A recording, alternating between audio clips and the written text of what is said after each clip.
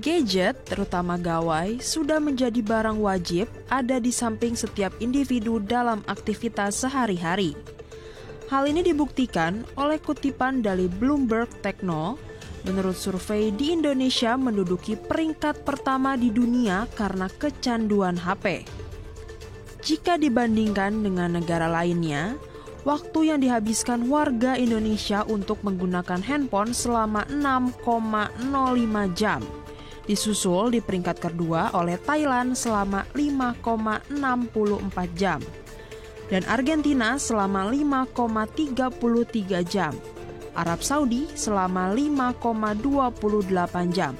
Dan di peringkat kelima ada Brazil selama 5,02 jam. Pengguna handphone mayoritas menghabiskan waktu mereka untuk menggunakan media sosial, aktivitas belanja online yang menyebabkan kecanduan hingga dinamakan nomofobia, atau gejala saat seseorang dihadapkan dengan rasa takut dan cemas karena jauh dari handphonenya. Dan langsung saja kita akan membahasnya bersama Haris Setiowibowo selaku dosen psikolog Universitas Pajajaran. Selamat siang, Pak Hari. Assalamualaikum. Waalaikumsalam, selamat siang. Wah, semangat sekali nih. Jangan-jangan menyambut data yang tadi, Pak. Ini kita akhirnya, Mas, menang Piala Dunia. Tapi Piala Dunia ini Piala Dunia bukan main-main ya. Piala Dunia tapi ini soal bagaimana anak-anak sekarang atau masyarakat Indonesia ini lebih banyak bermain gadget. Kalau Anda melihat ya, sebagai psikolog, apa yang mengkhawatirkan dari data tersebut? Sebenarnya kalau kita bicara tentang penggunaan gawai ya, benar-benar memang terutama post-COVID itu jadi tak terelakkan ya. Karena bukan hanya ke orang dewasa untuk kepentingan bekerja, tapi juga untuk anak-anak untuk kepentingan sekolah. Dan juga kalau kita lihat, satu sisi memang masyarakat kita sudah bergerak ya.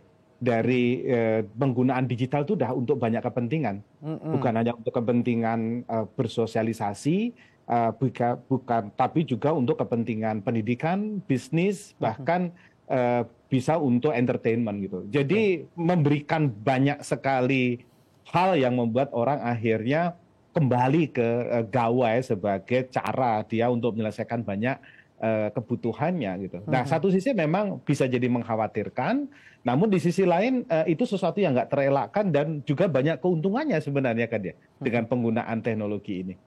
Artinya pada masa COVID-19 teman-teman begitu ya, akhirnya perilaku dan sikapnya ini berubah nih. Semuanya jadi serba digital gitu, pembiasaan menggunakan digital. Ini sebenarnya ada hal baiknya dan ada hal buruknya, kata Mas Hari begitu. Mas Hari, kalau melihat hal buruknya seperti apa? Apalagi nih jika dirata-ratakan selama 24 jam ada 6 jam kita bermain gadget. Bagaimana dari sisi psikologi? Apakah ini juga mempengaruhi psikologi seseorang? Iya, ada beberapa aspek yang seringkali dikeluhkan ya. Pertama adalah ketika seseorang kemudian menjadi lebih asik atau bergaul dengan gawai. Guyonannya adalah bisa jadi menjauhkan yang dekat tapi mendekatkan yang jauh ya. Jadi itu satu hal. Dan kemudian pada kondisi-kondisi tertentu, selain isu terkait dengan sosialisasi, pergaulan, tapi juga bisa jadi terkait dengan bagaimana regulasi emosi ya. Apalagi kalau kemudian dia menggunakan gawainya misalnya dipakai untuk main game online yang kemudian di sana ada banyak unsur-unsur violence, misalnya kekerasan ya, yang akhirnya orang bisa jadi punya berbagai macam permasalahan. Dan juga bisa jadi selain permasalahan sosialisasi, relasi sosial, bisa juga terkait dengan tadi permasalahan bagaimana emosi, tapi juga bisa jadi ada beberapa orang yang kemudian mengalami kecemasan karena merasa tidak mengikuti tren misalnya. Kecemasan untuk kemudian betul gitu ya, kecemasan untuk selalu terus-menerus terhubung dan pada titik tertentu bisa jadi itu menjadi sesuatu yang lebih serius ya. Kalau kita melihat membedakan kebiasaan pakai HP dengan kecanduan, apakah biasanya nih kalau kita perhatikan begitu ya, ketika HP-nya jauh dari jangkauan kita itu timbul gelisah. Apakah ini sudah termasuk dalam gangguan psikologi, Mas Ari? Kita memang perlu berhati-hati untuk tidak menghakimi seseorang dengan kecenderungan penggunaan HP langsung dengan adiksi ya, dengan Iya. kecanduan ya.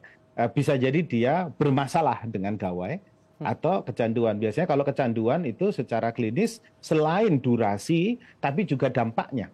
Ya, Oke. dampaknya itu harus dilihat apakah dampaknya itu punya dampak lebih merusak terhadap dirinya, terhadap pemikirannya, terhadap emosinya, terhadap perilakunya. Itu perlu dilihat tingkat dampak negatif yang terjadi dan biasanya ahli akan melihat dengan berbagai macam sisi dan hasil assessment untuk menegakkan diagnosanya itu. Namun permasalahan dengan gawai pun ini marak ya terjadi ya, baik di kalangan bukan hanya di kalangan orang dewasa tapi juga sampai di kalangan anak-anak ya.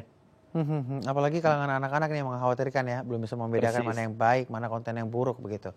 Kalau Mas persis. Ari, ini bicara soal kecanduan gawai dan gadget begini. Mm-mm. Apakah jangka panjang ini dapat merubah hubungan sosial dan juga merubah cara kita berperilaku di tengah sosial? Apakah dampak psikologinya bisa sejauh itu? Ya dampak jangka panjangnya bisa ke arah Mhm. sana ketika orang tidak mampu melakukan regulasi diri. Kan Oke. kuncinya kan sebenarnya di regulasi diri kan. Ya. Sehingga misalnya contoh ketika dia tidak mampu membedakan kapan saatnya dia meletakkan gawainya misalnya pada saat meeting misalnya atau Mhm. pada saat kuliah.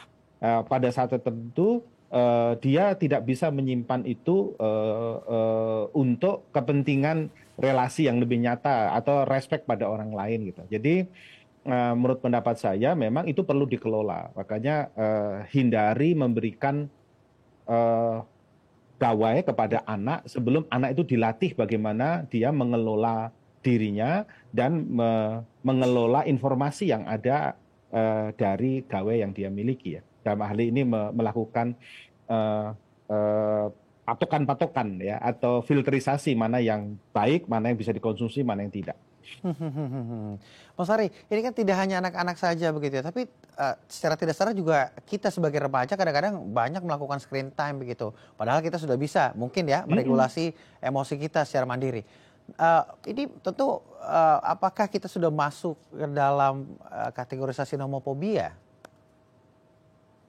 Ya, sebenarnya perlu dilihat lebih detail, artinya Mhm. dan berhati-hati dalam menegakkan diagnosenya. Namun seringkali ketika kita terus-menerus scrolling misalnya ya, satu Mhm. hal yang juga perlu jadikan perhatian adalah kadang-kadang itu juga mengganggu kualitas tidur kita kan ya. Iya betul. Misalnya malam-malam kita terus gitu.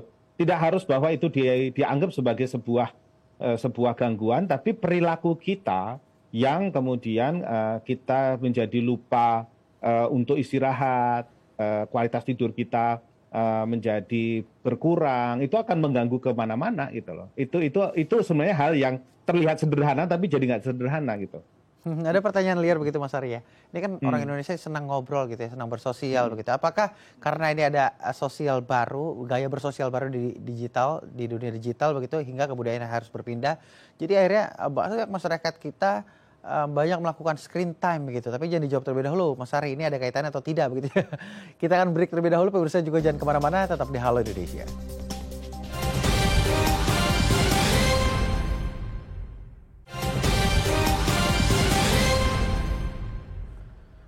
Terima kasih pemirsa masih bersama kami di Halo Indonesia. Kita melanjutkan diskusi bersama dengan Hari Setio Wibowo selaku dosen psikologi Universitas Pajajaran.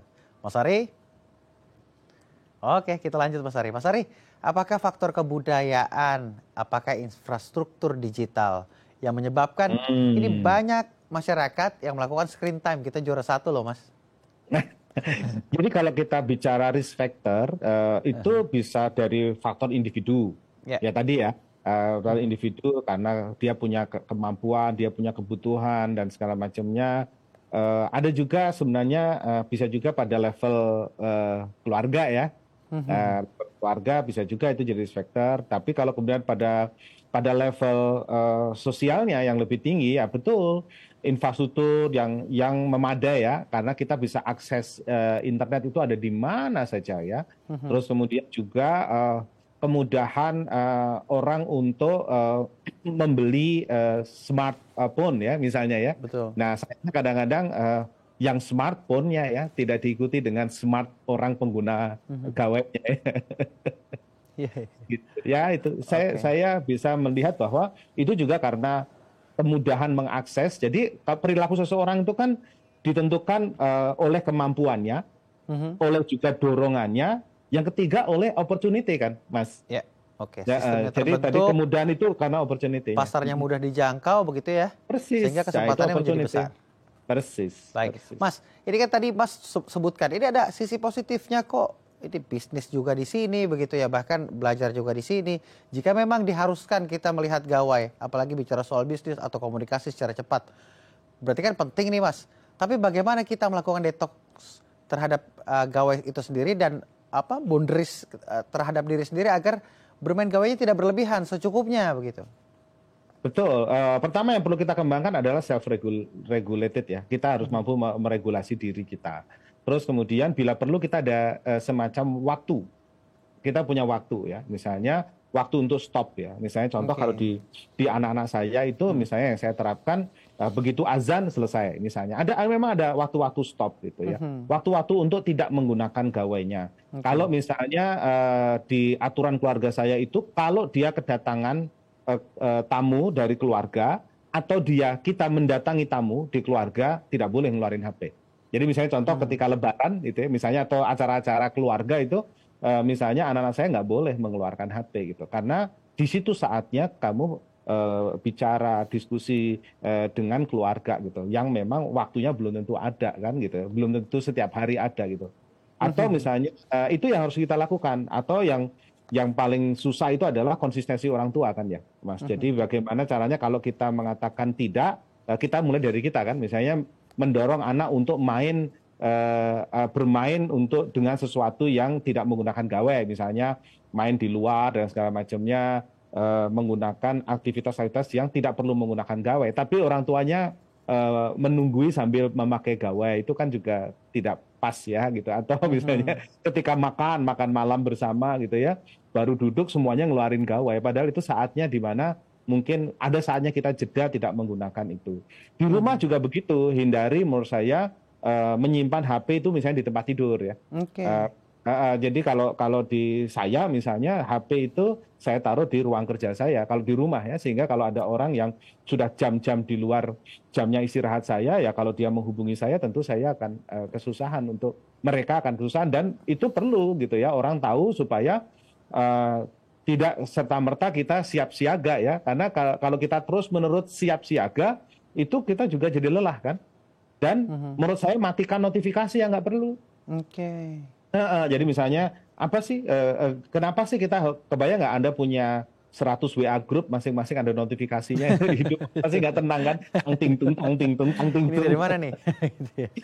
Oke, Mas, apa sih kalau kita bicara soal anak-anak, aduh jangan sampai anak-anak begitu ya, akhirnya brain rot, mengalami kemunduran secara kognitif, berpikir dan lain-lainnya. Lalu apa sinyal darurat atau bagaimana kita melihat sinyal darurat anak yang sudah kecanduan gawai, dan lalu bagaimana kita bisa menerapkan screen time tanpa harus menghadirkan konflik?